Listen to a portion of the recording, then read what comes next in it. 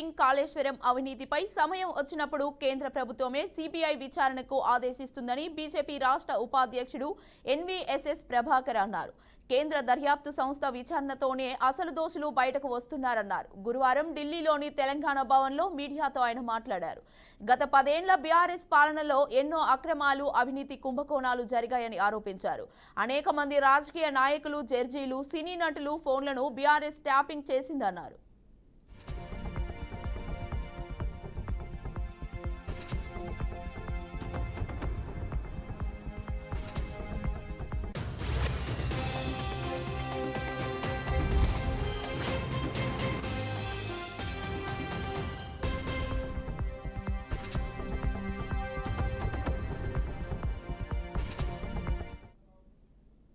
అధికారంలో ఉన్న కాంగ్రెస్ ప్రభుత్వం కేవలం దర్యాప్తు సంస్థలను ఏర్పాటు చేస్తుందే కానీ గత ప్రభుత్వంలో జరిగిన అవినీతిపై చర్యలు తీసుకోవడం లేదని విమర్శించారు.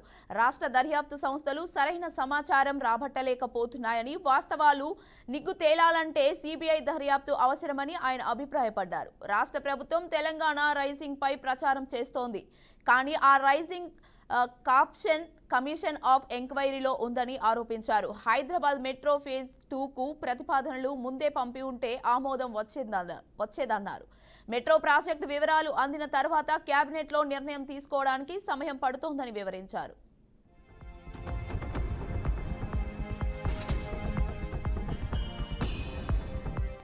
నాయకులు శాసనసభలో మాట్లాడుతూ ఉన్నారు, బయట బహిరంగ సభలో మాట్లాడుతూ ఉన్నారు, జరిగిన రాజకీయ సభల్లో కూడా మాట్లాడుతూ ఉన్నారు. మరి గత 10 సంవత్సరాల యొక్క కేసీఆర్ యొక్క ప్రభుత్వ కాలంలో అనేక అక్రమాలు జరిగినాయి, అనేక రకాల అవినీతి కుంభకోణాలు జరిగినాయి. దానికి సంబంధించినటువంటి అంశాలపైన, విషయాలపైన విచారణ సంఘాలను ఏర్పాటు చేసి విచారణలు కూడా జరుగుతున్నటువంటి విషయాలను మనం చూస్తూ ఉన్నాం. ఎంతసేపు చర్చకురా అని ముఖ్యమంత్రి మాట్లాడతాడే కానీ జరిగినటువంటి ఒక అవినీతికి, జరిగినటువంటి ఒక విచారణకి, జరుగుతున్నటువంటి ఇతర అంశాలపైన చర్యలకు మాత్రం ఉపక్రమించినటువంటి ప్రభుత్వం కాంగ్రెస్ ప్రభుత్వం అని చెప్పని నేను ఈ సందర్భంగా పేర్కొంటా ఉన్నా. కాంగ్రెస్ నాయకులు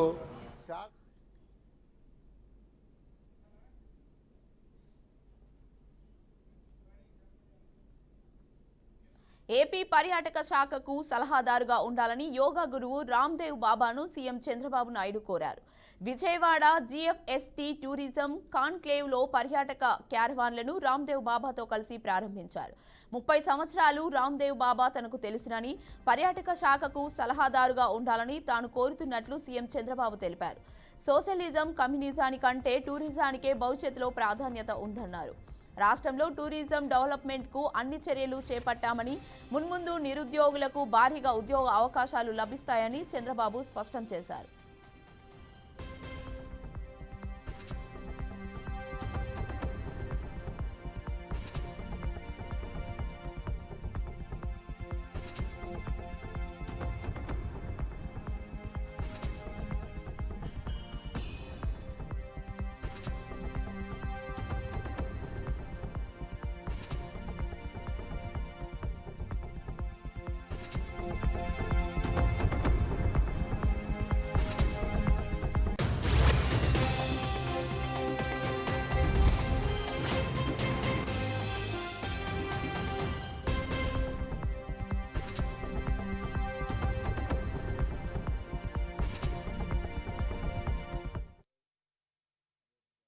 Story. Amazing experience. That is how all doctors have tried, but they failed. But Baba Gurudevji, Ramdevji has cured. That is the beauty of him. That is the beauty of yoga. He is a master in yoga, naturopathy, and also Ayurveda. You name any Ayurveda plant, he is an expert to tell the benefits out of it. This is exactly our Prime Minister is promoting today. And also, sometimes we are all doing, but he is doing differently with sustainability as a first condition. Sometimes we will do, sometimes people may not listen to us. With proof of concept, He has done extremely well. Recently, we conducted yoga in Visakhapatnam. 30 days, I promoted yoga in a big way. Honorable Prime Minister, through United Nations, he included Yoga Day globally. 11th International Yoga Day we celebrated. Everybody expected it may not happen that grand scale. But I wanted to promote yoga as a part of everybody's life. 30 days I gave a calendar. Even my officers, some of my officers didn't believe. I planned 5 lakh people in single location, that is Visakhapatnam. But we got Guinness record, 3,01,000. Never it has happened. It has happened in Visakhapatnam. That is how we achieved. Now I request only one thing. I want to take his advice and guidance for promoting tourism and wellness of Andhra Pradesh in a big way. That's why, with all your cooperation, I am also asking Babaji, Baba Ramdev ji, be our advisor for tourism. You will be the best brand manager, promoter for Andhra Pradesh. I will be very happy. If you accept, we will be very happy. Then automatically tourism will happen in Andhra Pradesh in a big way. All events I can create. So many celebrities are there. True celebrity is Baba Ramdev Guruji. I am very happy. So this is the occasion I want to tell you. Everything we wanted to promote in a big way from today onwards. Long back, I gave a slogan. People are asking what is the importance of tourism. At that time, we will talk about communism, socialism, capitalism, like that people used to talk. One word I told at the time, all isms are irrelevant. Future is only for tourism. It is going to survive forever. Today, exactly that is what is happening. If you see today, we are all inspiring time. I wanted to mention that why. 3 decades back, I promoted technology. At that time, nobody used to promote technology as a politician. Investment versus to jobs, tourism is the best sector. It is better than IT, industry, agriculture, even other service sectors also. This is the best. Globally, every 10 jobs, one is from tourism. We had an ambitious plan, 2.4 trillion US economy. We wanted to US dollars, we wanted to achieve by 2047.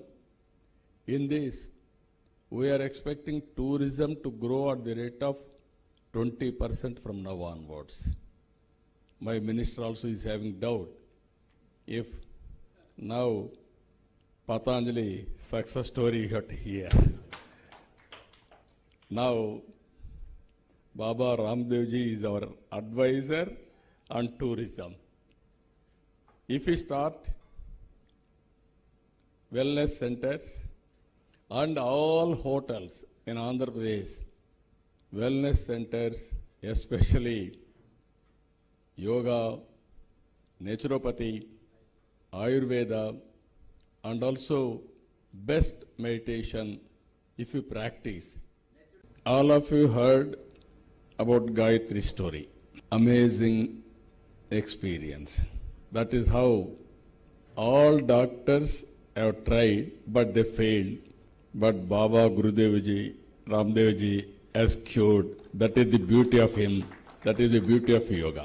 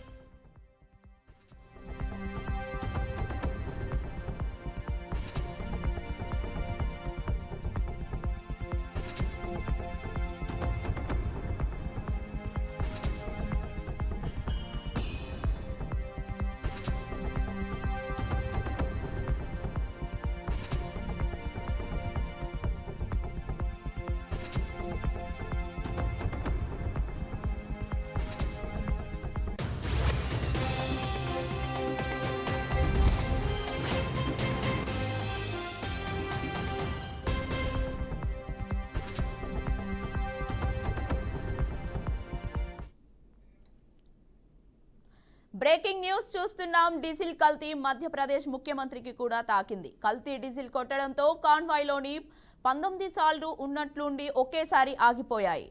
దీంతో గందరగోళం తలెత్తింది. అనుమానం వచ్చిన సిబ్బంది ఆ వాహనాల diesel ట్యాంకులను తెరిచి చూశారు. అందులో నీళ్లు ఉండడంతో వారంతా షాక్ అయ్యారు.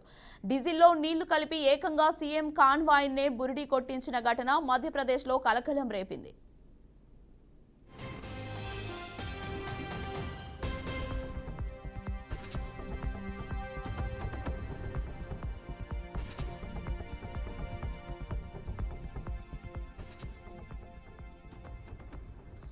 ఓ కార్యక్రమానికి హాజరయ్యేందుకు మధ్యప్రదేశ్ ముఖ్యమంత్రి మోహన్ యాదవ్ గురువారం రాత్రి రోడ్డు మార్గంలో బయలుదేరారు. మార్గ మధ్యంలో దోసిగావ్ అనే ప్రాంతంలో ఉన్న శక్తి ఫ్యూయల్ పెట్రోల్ పంప్ వద్ద సీఎం కాన్వాయ్లోని వాహనాలన్నింటికీ సిబ్బంది డీజిల్ కొట్టించారు. ఆ తర్వాత కొంత దూరం ప్రయాణించగానే వాహనాలన్నీ ఒక్కొక్కటిగా ఆగిపోయాయి. ముందుకు కదలకుండా మొరాయించడంతో ఈ మార్గంలో ట్రాఫిక్ సమస్య ఏర్పడింది. దీంతో సిబ్బంది తోసుకుంటూ వాటిని రోడ్డు పక్కకు తీసుకెళ్లారు. సీఎం కాన్వాయ్ ఆగిందన్న సమాచారం రాగానే స్థానిక యంత్రాంగం హుటాహుటిన అక్కడికి చేరుకుంది. వాహనాలు ఎందుకు బ్రేక్ డౌన్ అయ్యాయని తెలుసుకునేందుకు వారంతా తీవ్రంగా శ్రమించారు. చివరకు డీజిల్ ట్యాంక్ తెరిచి చూడగా అందులో నీళ్లు కనిపించాయి. వాహనాల్లో నింపిన డీజిల్ ను బయటకు తీయగా సగానికి సగం అందులో నీరు కనిపిస్తున్నట్లుగా ఉంది.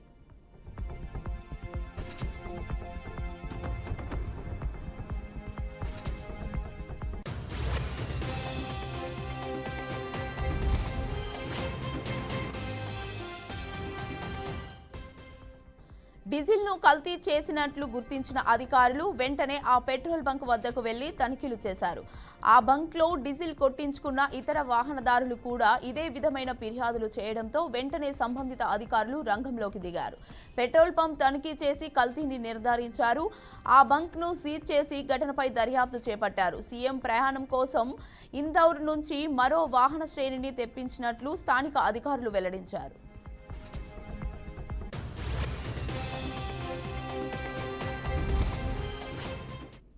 ये हम इंदौर से डीआरपी लाइन इंदौर से गाड़ी लेके आए हम यहाँ डीआरपी लाइन में रतलाम में। कल सीएम साहब के काफिले में गाड़ी लगने वाली थी, तो हम क्योंकि हम इंदौर से चल के आए थे, हमारी गाड़ियों में डीजल काफ़ी फ्यूल कम हो गया था, तो फ्यूल डलवाने के लिए हम यहाँ पर भारत पेट्रोल पंप पर आए थे। तो यहाँ आने के बाद में हमने जैसे कि गाड़ी में डीजल डलवाया, सारी गाड़ियों में डीजल हमने फुल करवा लिया था। फुल करवाने के बाद में हमने एक दो गाड़ी हमने आगे लगाई, तो कुछ गाड़ी हमारी 1 किलोमीटर चली गई थी जो हाईवे पर बंद हो गई आगे, कुछ गाड़ी हमारी यहीं पर चलते चलते बंद हो गई।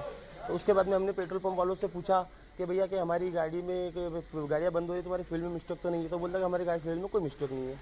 फिर हमने उनके फ्यूल चेक करा तो उसमें आधा डीजल आधा पानी निकला उनके। उसके बाद में हमने फिर अधिकारी लोगों को बताया, तो कुछ अधिकारी वगैरह आए भी थे यहाँ पर। कितनी गाड़ियाँ बंद हो चुकी हैं? सर 19 गाड़ियाँ थी, 19 ही गाड़ियाँ बंद हो गई हैं। इस टाइम प्रॉब्लम ये है कि सर इसमें फ्यूल में पानी आ गया है, इसलिए गाड़ियाँ सारी बंद हो गई है। और इसमें मैं पंप की गलती मानता हूँ और यहाँ की जो स्टाफ है मैनेजमेंट है इनकी गलती मानता हूँ। तो ये क्या था, कहाँ लगने वाली थी गाड़ियाँ? ये सर सीएम साहब के काफिले में लगेगी गाड़ी। कितनी गाड़ियाँ थी? ये 19 गाड़ी है सर। आपका नाम बताइए। आनंद राव। सर ये हम హైదరాబాద్ పేదల శ్రామికుల ఆకలి తీరుస్తున్న 5 రూపాయల అన్నపూర్ణ భోజన కేంద్రాలు నలుమూల మార్పులకు సిద్ధమవుతున్నాయి. Greater Hyderabad municipal corporation standing committee తీసుకున్న తాజా నిర్ణయం ప్రకారం ఈ కేంద్రాల పేరును ఇందిరా క్యాంటీన్లుగా మార్చనున్నారు. కేవలం పేరు మార్పుకే పరిమితం కాకుండా సేవలను విస్తరించి సౌకర్యాలను మెరుగుపరిచేందుకు అధికారులు చర్యలు చేపట్టబోతున్నారు.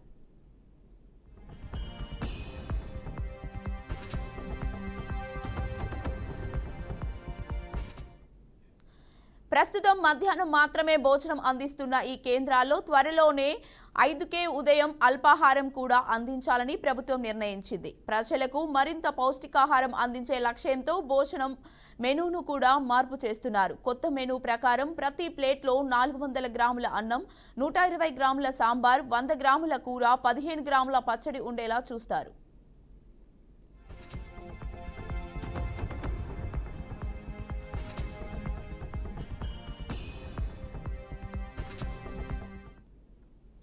ప్రస్తుతం చాలా అన్నపూర్ణ కేంద్రాలు తుప్పుపట్టిన రేకుల షెడ్లలో పాడుబడిన గదుల్లో కొనసాగుతున్నాయి. ఈ నేపథ్యంలో వాటిని శాశ్వత భవనాల్లోకి మార్చాలని జీహెచ్ఎంసీ నిర్ణయించింది. ఇందుకోసం ఇప్పటికే ఒక కమిటీని ఏర్పాటు చేసి నివేదిక ఆధారంగా పనులు చేపట్టనుంది. భవిష్యత్తులో ఏర్పాటు చేసే క్యాంటీన్లతో పాటు ప్రస్తుత కేంద్రాల్లో కూడా ప్రజలు కూర్చొని తినేందుకు వీలుగా ప్రత్యేక సీటింగ్ ఏర్పాటు చేయాలని యోచిస్తున్నాయి.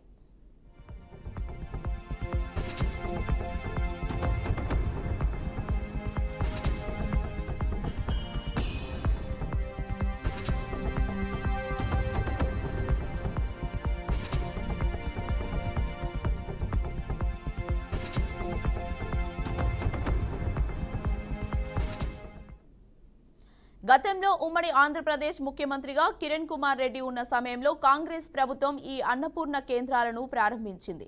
ఆ తర్వాత వచ్చిన బీఆర్ఎస్ ప్రభుత్వం ఈ కేంద్రాల సంఖ్యను పెంచినప్పటికీ పేరును మాత్రం మార్చలేదు. ఇప్పుడు రాష్ట్రంలో అధికారంలోకి వచ్చిన కాంగ్రెస్ ప్రభుత్వం ఈ కేంద్రాలకు దిగొందత ప్రధాని ఇందిరాగాంధీ పేరు పెట్టాలని నిర్ణయించింది.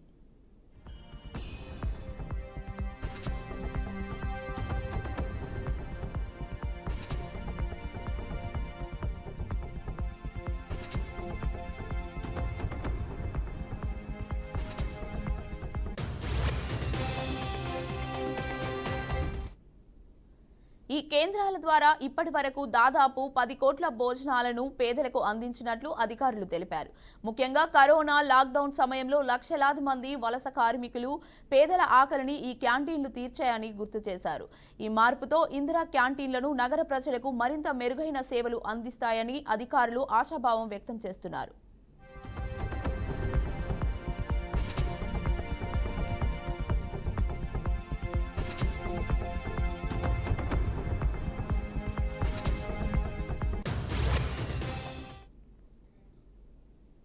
సెంట్రల్ ఆఫ్రికన్ రిపబ్లిక్లోని రాజధాని బాంగీ నగరంలో ఘోర ప్రమాదం చోటు చేసుకుంది. నిన్న మధ్యాహ్నం ఓ పాఠశాల ఆవరణలో ఉన్న విద్యుత్ ట్రాన్స్ఫార్మర్ ఒక్కసారిగా పేలిపోయింది. ఈ ఘటనలో భయాందోళనకు గురైన విద్యార్థులు పాఠశాల బయటకి పరిగెత్తగా ఇరుకైన గేటు వద్ద భారీ తొక్కిసలాట జరిగింది. ఈ ప్రమాద సమయంలో స్కూల్లో సుమారు 5,000 మంది విద్యార్థులు ఉన్నట్లు పాఠశాల సిబ్బంది తెలిపారు. ఘటనలో 29 మంది విద్యార్థులు మృతి చెందగా మరో 250 మందికి పైగా గాయపడ్డారని, వారిలో అనేక మంది పరిస్థితి విషమంగా ఉన్నట్లు వైద్యులు చెప్పారు. ట్రాన్స్ఫార్మర్ పేలుడు ఎందుకు జరిగింది అనే అంశంపై ప్రభుత్వం ఇప్పటి వరకు స్పష్టత ఇవ్వలేకపోవడం పలు అనుమానాలకు దారితీస్తోందని స్థానికులు ఆగ్రహం వ్యక్తం చేస్తున్నారు.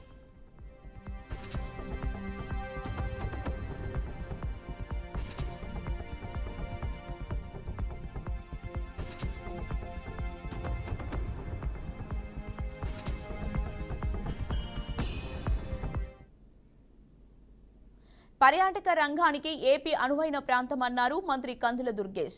రాష్ట్రంలో సీఎం చంద్రబాబు పర్యాటక రంగానికి పెద్దపీట వేస్తున్నారని తెలిపారు. ప్రాచీన ప్రదేశాలు ఉన్న ఏపీని పర్యాటక రంగంలో ప్రథమ స్థానంలో ఉంచేందుకు కూటమి ప్రభుత్వం చిత్తశుద్ధితో పనిచేస్తుందని అన్నారు. పర్యాటకానికి పెట్టుబడులు పెట్టేందుకు పారిశ్రామికవేత్తలు ముందుకు రావాలని ఆహ్వానించారు. గత ప్రభుత్వం పర్యాటకాన్ని పట్టించుకోలేదని ఆరోపించారు. మీ అందరికీ తెలుసు, కొంతకాలంగా ఈ రాష్ట్రంలో ఏ విధమైనటువంటి అభివృద్ధికి నోచుకున్నటువంటి పర్యాటక రంగాన్ని మనం చూసాం.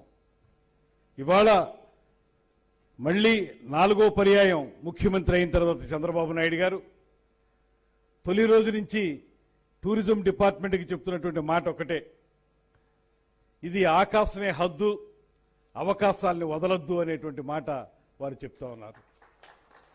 నిజానికి టూరిజం అనేటప్పటికీ గతంలో చూస్తే, గత ప్రభుత్వ హయాంలో చూస్తే పూర్తిగా నిరాదరణకు గురైనటువంటి సందర్భాన్ని మనం చూసాం. ఇవాళ మీరు గమనించండి, ఎక్కడికి వెళ్ళినప్పటికీ కూడా చంద్రబాబు నాయుడు గారి యొక్క విజన్ స్పష్టంగా కనబడేటువంటి పరిస్థితి ఇవాళ ఉంది. దానికి మొట్టమొదటిది టూరిజంకి ఇండస్ట్రీ స్టేటస్ ఇవ్వటం మాత్రమే కాకుండా 2024-29కి ఒక ప్రత్యేకమైనటువంటి కార్యాచరణతో కూడినటువంటి పాలసీని తీసుకురావటం. అందులో కూడా ముఖ్యంగా కేవలం ఇది మనకి టూరిజం అనే దాన్ని అభివృద్ధి చేయటం అనేటువంటి మాటలో 3-4 రకాలు సమ్మిళితమై ఉన్నాయి.